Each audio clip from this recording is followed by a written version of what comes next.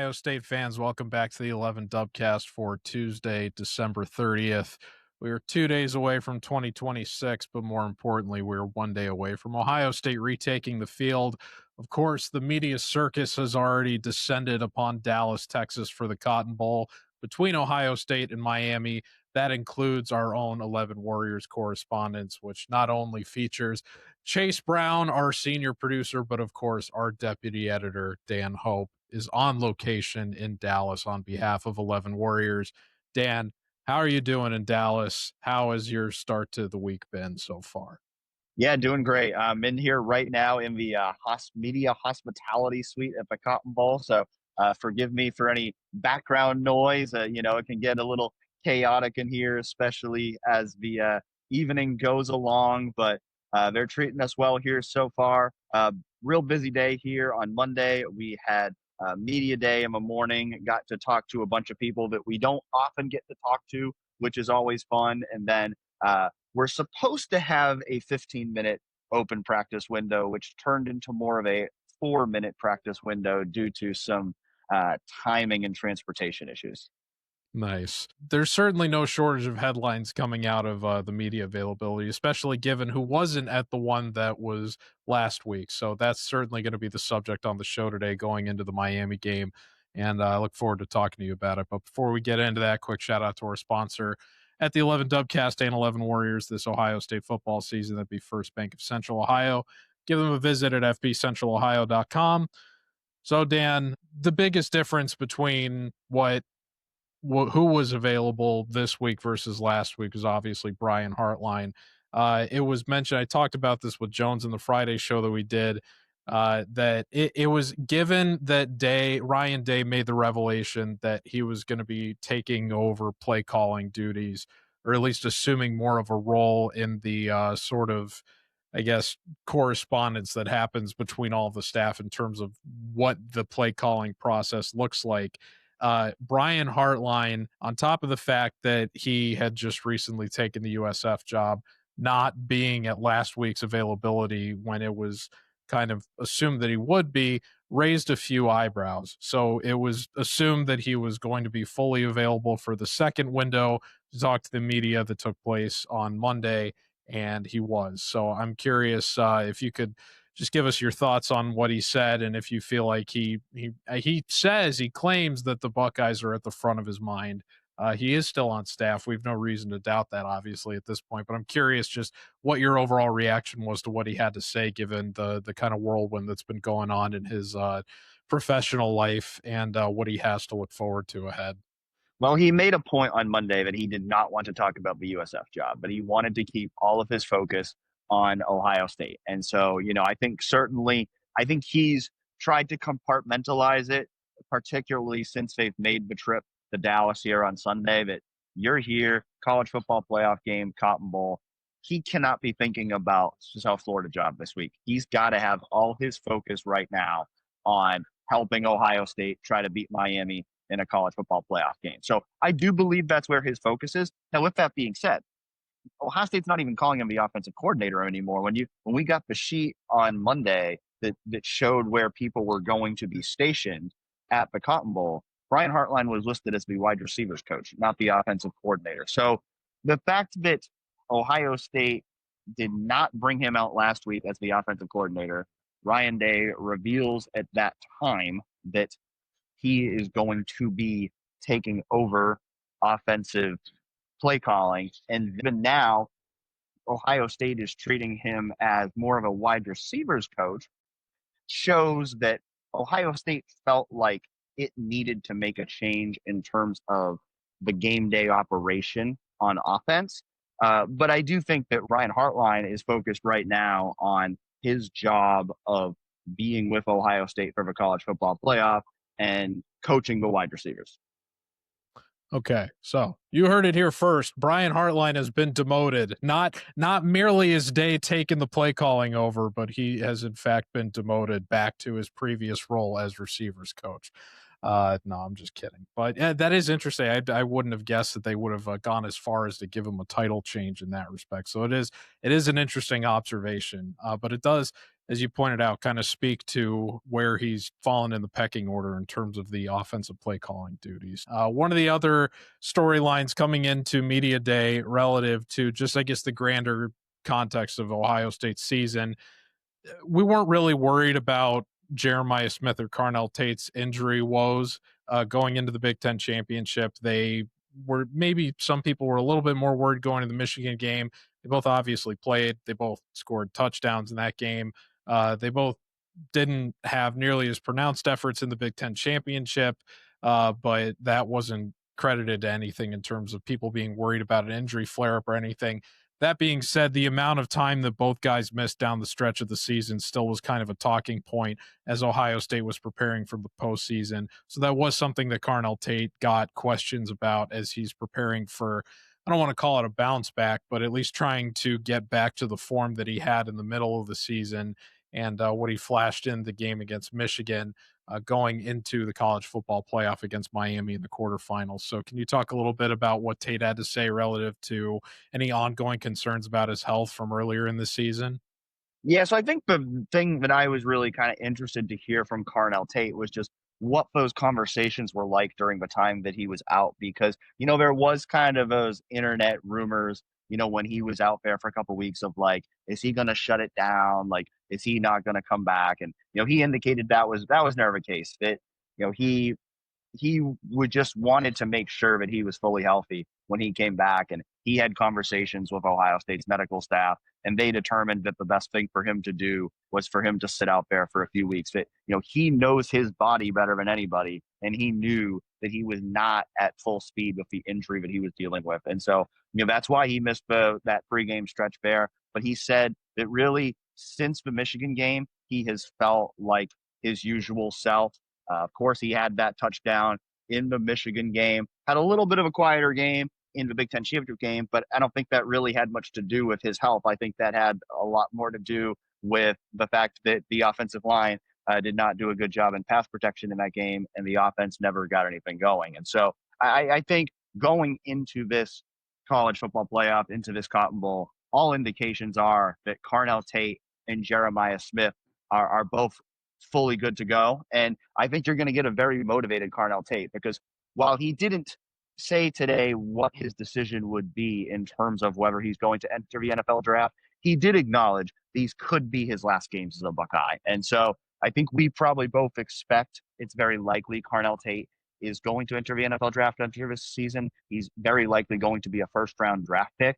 And so I think Carnell Tate really wants to finish his career strong. And that starts on Wednesday against Miami.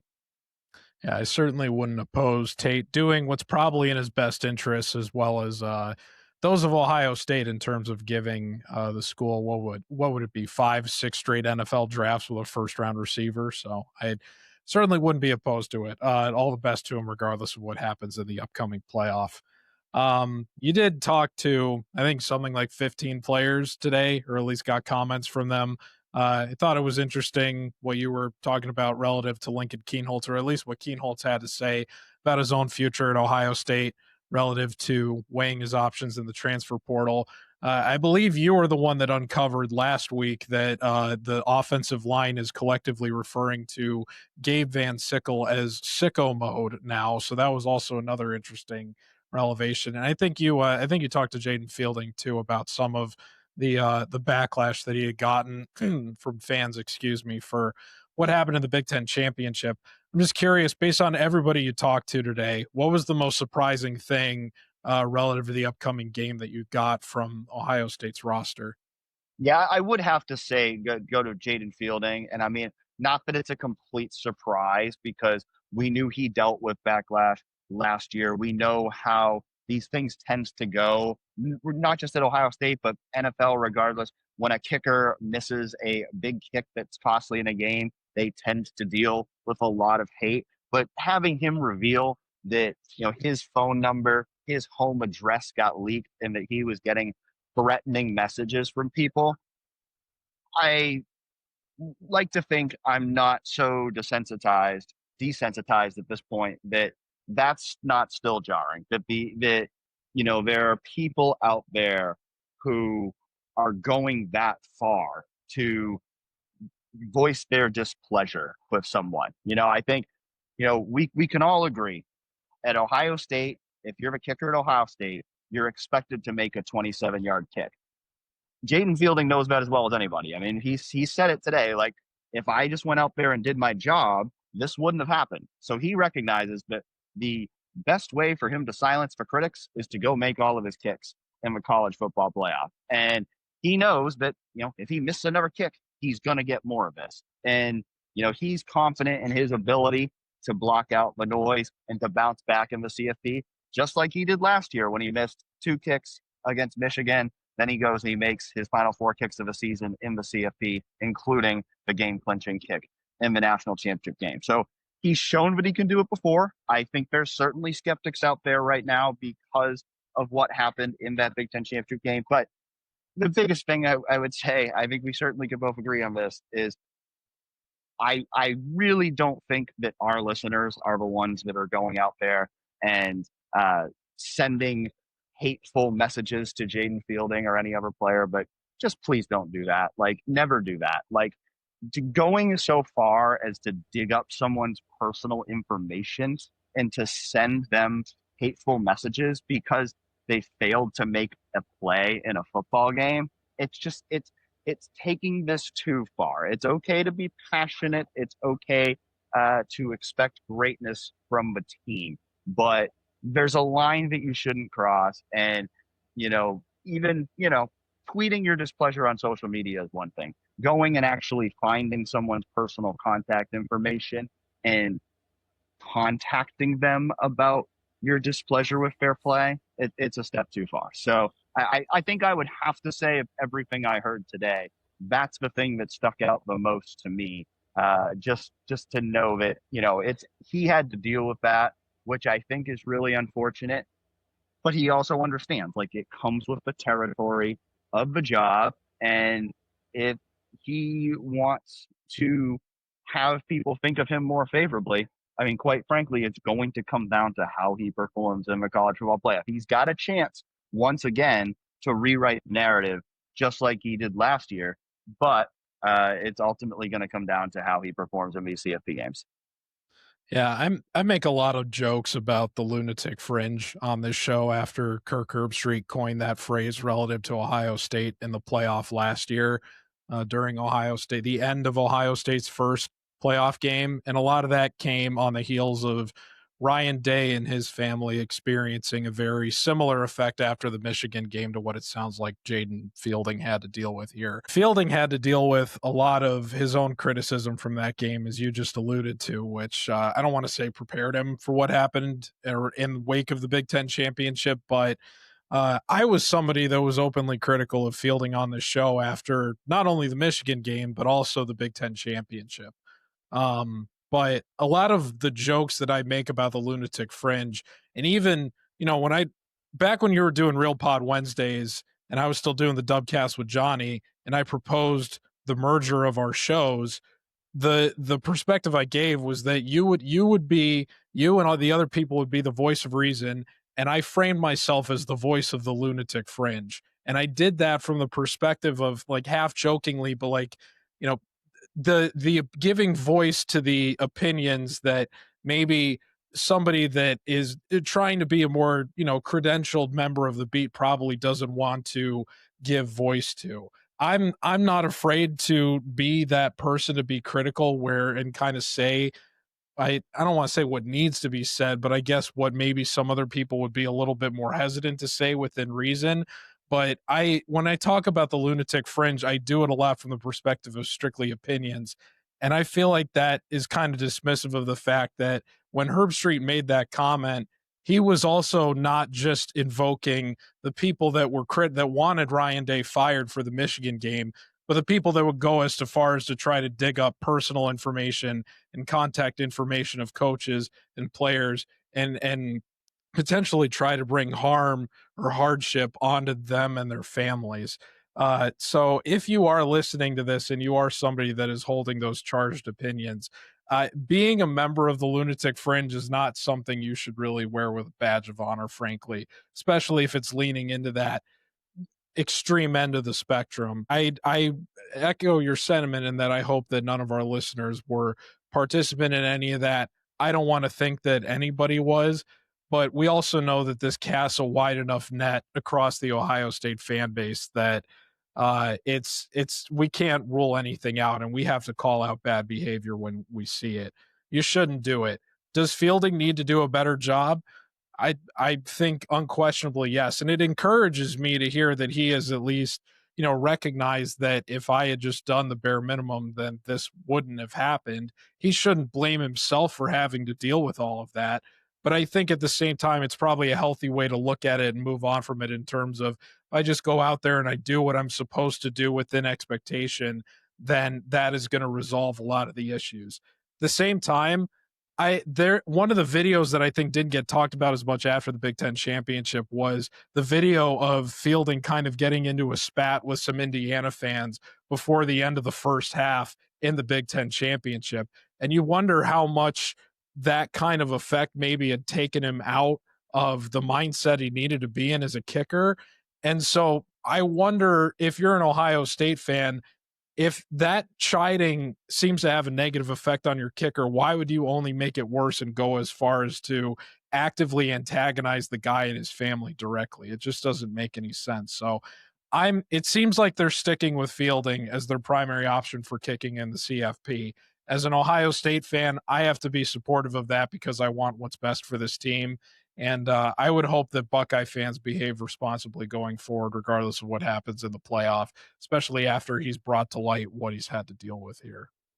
Yeah, and I asked him about that too. You made the point about I did not ask him specifically about that video, but I did ask him like, how do you simulate the pressure of kicking in a game? Because he was talking about how he feels like he's built some momentum back just through his performance in practice. But the challenge is when you're the Ohio State kicker, you're not put in a lot of spots where it's the fourth quarter game on the line and you've got to go make a kick. And obviously, that's where the concern comes in with people with Jaden Fielding is, yeah, he's made over 80% of his kicks, but his track record in those big moments has not been great. And so, I asked him about that. What he said was, Ryan Day creates a lot of those situations in practice. And he made the comment that, having Ryan Day behind me is more intimidating for me than any crowd could be. And so we will see, like, does that ultimately bear true if they need him to make another big kick in the CFP? I think at this point, it's like people need to see it